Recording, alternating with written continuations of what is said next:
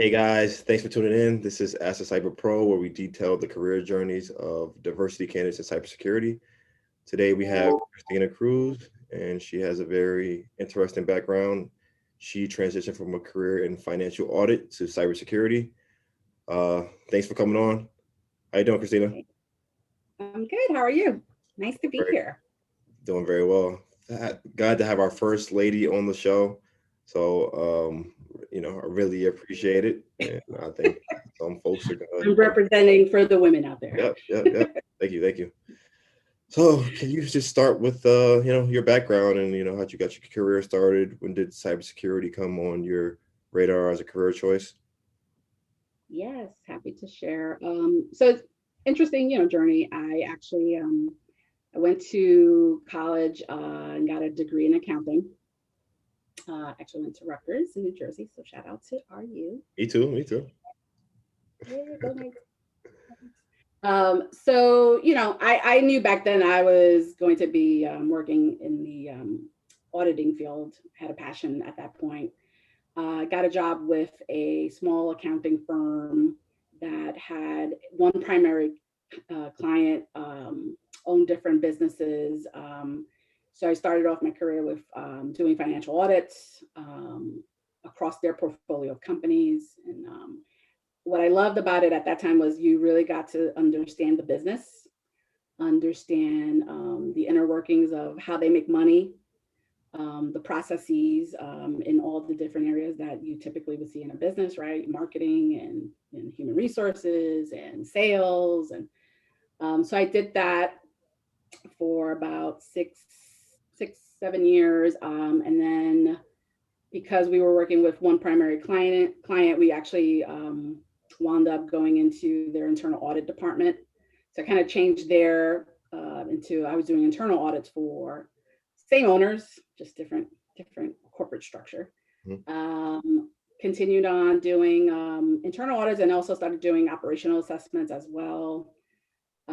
And then there was an opportunity back in 2014, I would say that's when the cyber risk started coming on the radar for my particular organization.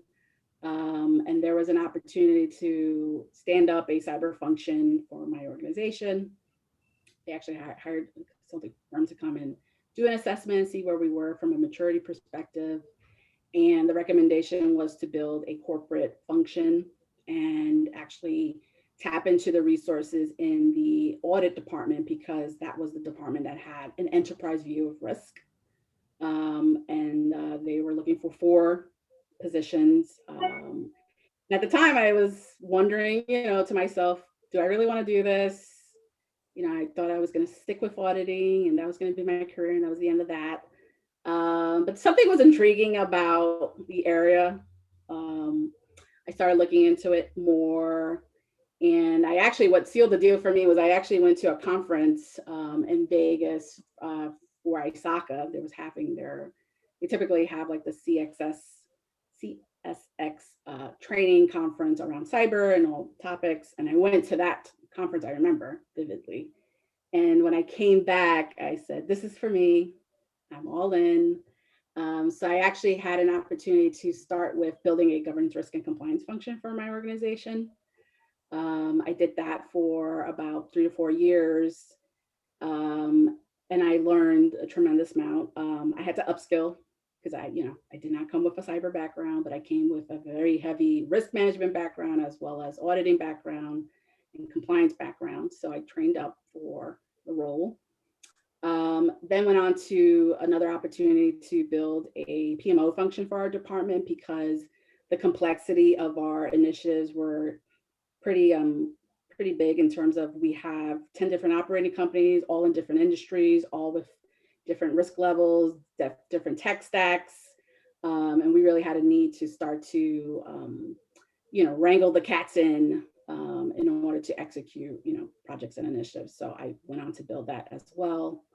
And today I'm saying, same organization, but overseeing now both the PMO function and the GRC function. So I'm back in GRC. And I also work really closely with our engineering and security operations department and partner with them on a number of security things as well. So incident response is one of them, and any technology related initiative that they're looking to execute, I guide and advise them on that as well. So I kind of went down this long journey. It's been an interesting one, but it is very fascinating. It's satisfying. It's emotional at times. It's a roller coaster. It's all those things in one. It's a great story. And so for you, what was it about cybersecurity that made you stick with it? I mean, like you said, you didn't have the background or skill set, and I'm sure it'd be easier for you to just be comfortable and what you knew in financial auditing. So what was it for you that made you take the jump? Yeah, I think for me is that at the truest essence, it is a business risk. Um, you have businesses who are trying to deliver new products and services, gain market share, grow their companies either through mergers and acquisitions. The list goes on and on. And all of those things, there's a cyber component to it. Mhm. And it's helping those individuals in those companies understand either the opportunity or the risk associated with their business plans, informing them of that so that they make, informed decisions when they are pursuing their strategic initiatives. So for me, it was the business aspect of it that is really intriguing. I really, deep down inside, I have a fundamental love for the operations of an organization. So that for me is what did it for cyber. Gotcha, gotcha. And I think that your background was relevant. I think, for somebody who was transitioning, they could look at your story and, make those connections like, hey, what do I do right now that has transferable skills to cybersecurity? And it seems like that you had a good grasp of that. And, if you're able to communicate that with confidence, especially in a job interview, I think it makes it a lot easier to make that transition. So, Yeah, yeah, definitely. And I think for everyone that is thinking about a career or happens to watch this particular episode, yeah, I was actually surprised myself. I was not sure if my skill set was going to translate over when I first decided to take this role in cyber. And I think for people who are thinking about it, you need a multitude of skill sets to work in cyber, and it's a very diverse group of programs and processes that you're putting all together to protect an organization, protect the assets of an organization, right? So don't discount your skill set because it can fit in. There's multitude of places where it can fit in, like for example, if you love working with people, you love teaching people, right? Security training and awareness is maybe a program for you, right? If you're analytical, if you love investigating, right? You love getting to the root cause of things. Well, then maybe a role in a security operations center or a role in incident response is for you. So there's a diverse skill set that's needed to manage a cyber program, especially for an enterprise. And you will be surprised that there's so many skill sets out there that lend itself very well to many different roles in cyber. So don't count yourself out. well put, well put. Now you have a role with ISSACA. Can you tell us about that and what ISSACA is? Yes. So ISACA is a nonprofit organization. It's a professional industry organization that focuses on specifically the IT audit, IT governance, risk, and cybersecurity profession. They are a global operation. They have chapters all over the world. I actually sit on the board of the New York Metropolitan chapter. It's my first year being on the board. But prior to that, I was a member of ISACA for over 7 years now. I actually tapped into ISSACA very early on when I was upskilling my skill set to go on and take training and also go and sit for some of the certifications that they have available. And I've also utilized ISSACA to train our own members in our team as well. But the board position is a different role. It's a rewarding role. It's a volunteer role, but it's a way to give back to the professional community. And it's also a way to attract the talent that's out there, right? To bring events and education and networking opportunities to those in the field, whether you're starting your career, you're midway through your career, or you're retired. It's a way to give back and connect those people, to give them engaging content and engage, events and training, etc. So it's been a fun ride. It's about almost a year. We'll be ending the board in June, and I'm looking to run again, and hopefully I will be able to serve the chapter again. But I definitely would recommend people get involved with professional organizations if Okay. you are thinking about a career in cyber. And I'll link that in that description for ISSACA for people who are interested in it and want to join. I actually joined a few months ago. I have to leverage all the benefits that the program does provide, but been very busy time for me, but I do plan on jumping on there soon. So Yeah, yeah. No, to your point, tremendous benefits available. And I think just to put it in perspective for people, I mean, I leverage the benefit. I sit on the board. I still leverage the benefits that come out of the membership. So, for example, there is a community board where you can post any question that you have, or you can go to it and look if you're facing a challenge in your own day-to-day work. You can go to the board, kind of see what have people asked this question before, and I use that every day, because every day we're all faced with something that perhaps someone else has faced, right. and what solutions did they come up with to try to tackle the issue at hand. So definitely I would recommend just at a minimum checking out, seeing if people are interested, but tremendous amount of benefits available to people with the membership. Great. Thanks for that. Next, can you tell us a little bit about your educational background versus your certifications, and what are your thoughts versus degrees on degrees versus certifications?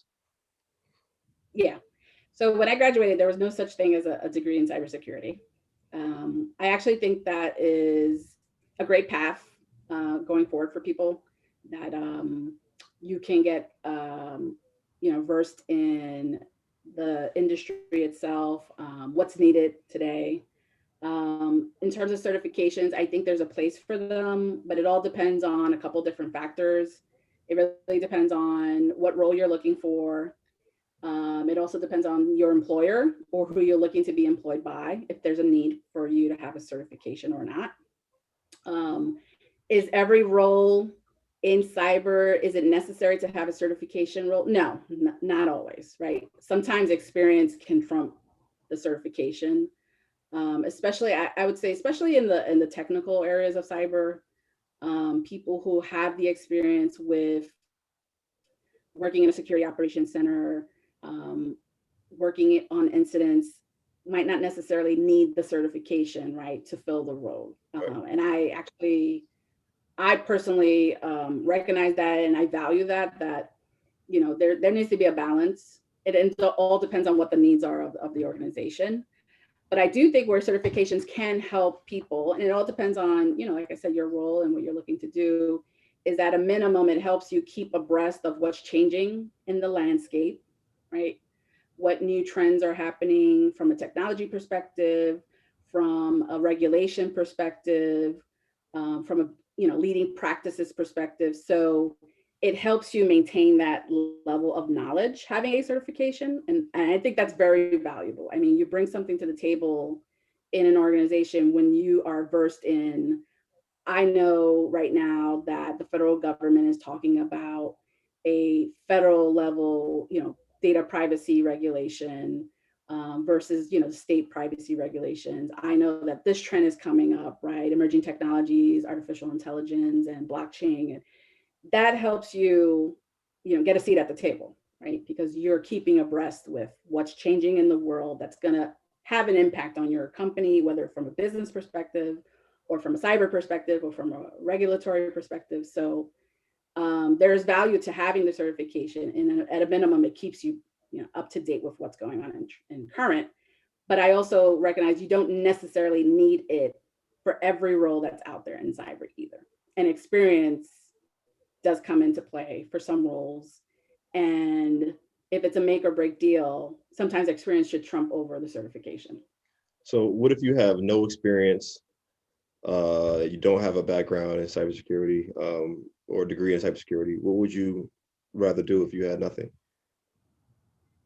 So I would say if you have nothing, start to look for volunteer opportunities and start to look at professional organizations. And it can run the gamut. It could be SANS, it could be ISSACA, it could be, one of the bigger organizations that most people know, or it could just be your local cyber meetup chapter, right? Start networking with people that work in the field, start volunteering where you can, because I think one of the most valuable things you can do is learn from others, right? And if you're networking, you're having the ability to have that conversation with someone who's working in the field, and you're going to hear their experiences. You're going to hear what their day is like. What do you deal with on a day-to-day basis? What advice do you have for me?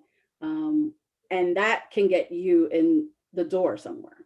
But I also would say it has to be genuine too. Like you really have to want to, connect with people and get their guidance and advice from them. So that at a minimum can get your foot in the door. And it could go a long way. It really can.